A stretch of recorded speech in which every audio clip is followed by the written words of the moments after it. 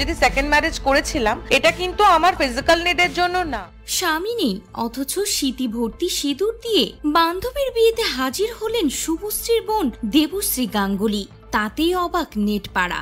তবে কি চুপি চুপি বিয়ে সারলেন শুভশ্রীর দিদি? তবে এটা কত নাম্বার বিয়ে হতে চলেছে জানেন?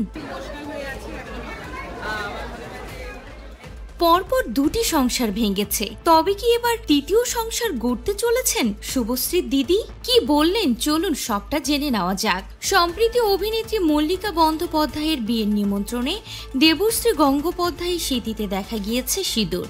সবুজ রঙের ভারী কাঞ্জিভরম শাড়ির সঙ্গে গলায় সোনালী গয়না, কপালে টিপ, হাত খোপা ও কপালে সিঁদুর। এই সাজে বন্ধুর বিয়েতে যান দেবশ্রী। এতেই শুরু হয় গুঞ্জন। সমাজ মাধ্যমে অনেকেই শুভেচ্ছা বার্তা দিতে শুরু করেন তাকে। তবে কি চুপি চুপি বিয়ে সারলেন শুভশ্রীর দিদি? প্রথম বিয়ে হয়েছিল অনেক আগে, রয়েছে এক পুত্র সন্তান। এখন তিনি বিদেশে পড়াশোনা করছে।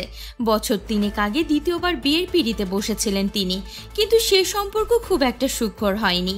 2021 সালে ঘরোয়া অনুষ্ঠান করে বিয়ে সেরেছিলেন।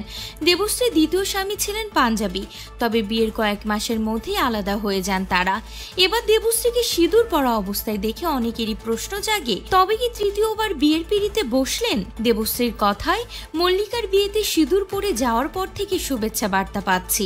আসলে খানিকটা বিরক্ত আমি। সেদিন আমি যে শাড়িটা পরেছিলাম এবং যেমন সাজগোজ করেছিলাম তার সঙ্গে সিঁদুরটা মানানসই, যেটা না পরলে সাজটাই অসম্পূর্ণ মনে হচ্ছিল, তাই পরেছি। আর আমি তো ডিভোর্সি বা বিধবা নই, আমার সন্তানের বাবা এখনো বেঁচে আছেন, তাই আমি সিঁদুর পরতেই পারি। আর সিঁদুর পরার জন্য এত কিছুর ভাবার দরকার সত্যি আছে কি? আমি এমন কিছু করছি না যা সমাজের ক্ষতি করবে। তবে শুধু দেবশ্রী নয়, বলিউডের বর্ষিয়ান অভিনেত্রী রেখাও বিভিন্ন সময় সিঁদুর পরেন, যদিও সেই নিয়ে নানান জনের নানান মত। তবে রেখাও একসময় জানিয়েছিলেন তিনি যে ধরনের সাজগোজ করেন তার সঙ্গে সিঁদুর বেশ মানানসই, তাই পরেন। যদিও দেবশ্রীর মতে আজকাল লোকের কৌতূহল বড্ড বেশি, তার কোনো পরিচিতি এভাবে এলে তিনি হয়তো প্রশ্নও করতেন না, কিন্তু তার ক্ষেত্রে তেমনটা হয় না। কিন্তু দেবশ্রী জীবনে কি সত্যি নতুন কেউ এসেছেন?